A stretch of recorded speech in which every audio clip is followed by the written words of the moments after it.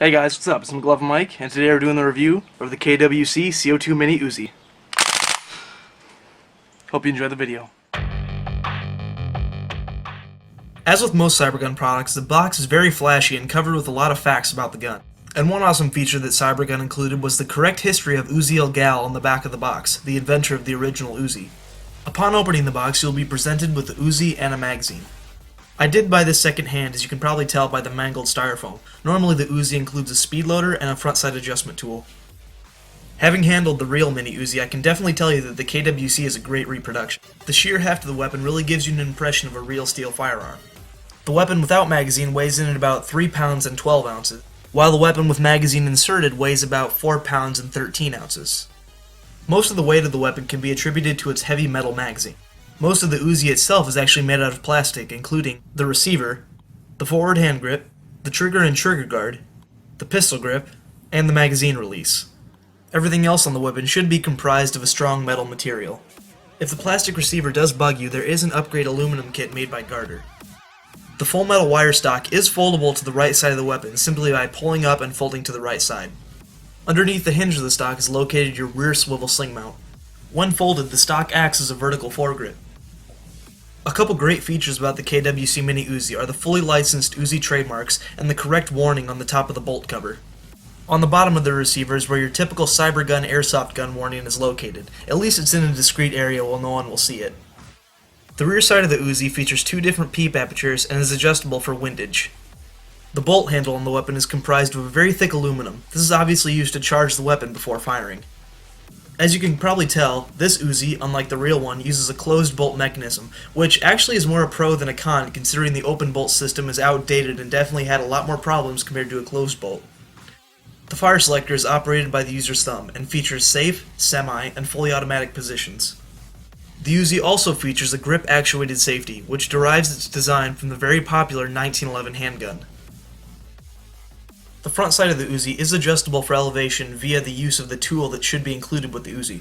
On the left side of the front sight is located your forward swivel sling mount. Underneath the handguard is located a lug, which hilariously enough can be used to mount an actual UZI bayonet. Now that's taking close quarters combat to the max in my opinion. One of the more unique features about the KWC UZI is the fact that the barrel nut is actually the hop-up adjuster. Turning it counterclockwise turns off the hop-up, while turning it clockwise, as varied by the clicks, it turns on the hop-up. The clicking detent on the ring makes sure that the hop-up does not jump out of position when firing. You can see the spring that makes this hop-up mechanism work by simply looking into the weapon. The barrel nut can also be replaced by a fake silencer made by Garter. The orange tip of the UZI is simply a plastic cap that is easily removed by a pair of pliers. The magazine for the UZI is completely constructed of metal and even features the correct round count on the side of the magazine. So far I've not experienced any leaking with the magazine, and the only problem I can really see is the wiggly base plate at the bottom. Oh yeah, and be ready to actually start buying magazines if you decide to skirmish this weapon, because the magazines are very expensive. The BB capacity for the magazine is 38 rounds double stacked.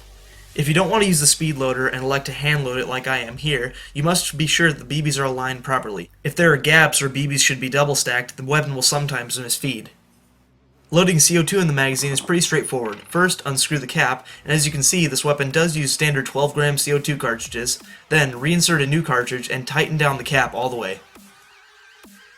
Shooting the weapon is quite enjoyable due to the strong recoil and loud noise of the weapon. The UZI does feature a last shot hold open actuated by the magazine follower, which means this weapon cannot be dry fired very easily. Out of the box, this weapon is shooting above normal FPS standards for CQB fields, but this can easily be solved by the green gas adapter that replaces the CO2 system in the magazine. Field stripping the UZI is very straightforward, and once done, this reveals every single moving internal component of the weapon, which means cleaning and greasing is very simple for this weapon. Now with the bolt removed, you can clearly see how thin the plastic body is. However, this isn't really a problem because the bolt takes up all the space inside the receiver anyway. Now there is one flaw that I do have to get to with this weapon. Taking apart the bolt assembly, you will reveal this large steel spring guide which also acts as a trigger sear. This is actually the replacement steel spring guide made by Garter. I would strongly suggest buying this piece because the original one snapped off very easily.